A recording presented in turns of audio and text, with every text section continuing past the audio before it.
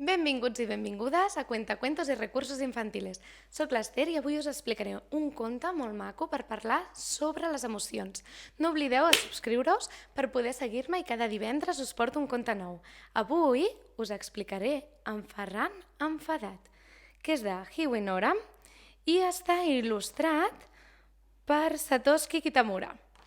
Bé, comencem.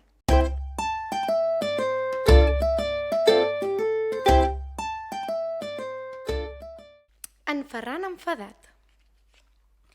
Una vegada hi havia un nen que es deia Ferran.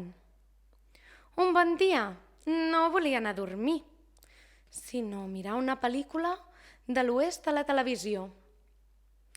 No, li va dir la mare, és tard, és l'hora d'anar a dormir. M'enfadaré, va dir en Ferran. Enfada't, va dir la mare. I va passar que es va enfadar molt i molt, tant que la seva fúria es va convertir en un núvol de tempesta. I van esclatar trons i llamps i calamar-se. Ja n'hi ha prou, va dir la mare. Però encara no havia acabat. La fúria d'en Ferran es va convertir en un huracà. Es va precipitar damunt les teulades, les xemeneies i les torres de l'església. Ja n'hi ha prou, va dir el pare. Però encara no havia acabat. La fúria d'en Ferran es va convertir en un tifó i va arrossegar ciutats senceres al fons del mar. Ja n'hi ha prou, va dir l'avi. Però encara no havia acabat. La fúria d'en Ferran es va convertir en un terratrèmol que va començar a tota la superfície de la terra, com si fos un ou trencat per un gegant. Ja n'hi ha prou, va dir l'àvia, però encara no havia acabat.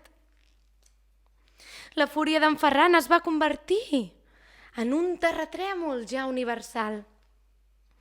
I la Terra, i la Lluna, i els estels i els planetes. El país d'en Ferran, la seva ciutat, el seu carrer, casa seva, el seu jardí i la seva habitació no eren una altra cosa que engrunes a l'espai. En Ferran va seure en un tros de Mart i va pensar una vegada i una altra. Per què m'he enfadat tant? Va pensar en Ferran. No se'n recordava. I tu, te'n recordes per què es va enfadar en Ferran? Espero que t'hagi agradat molt aquest conte.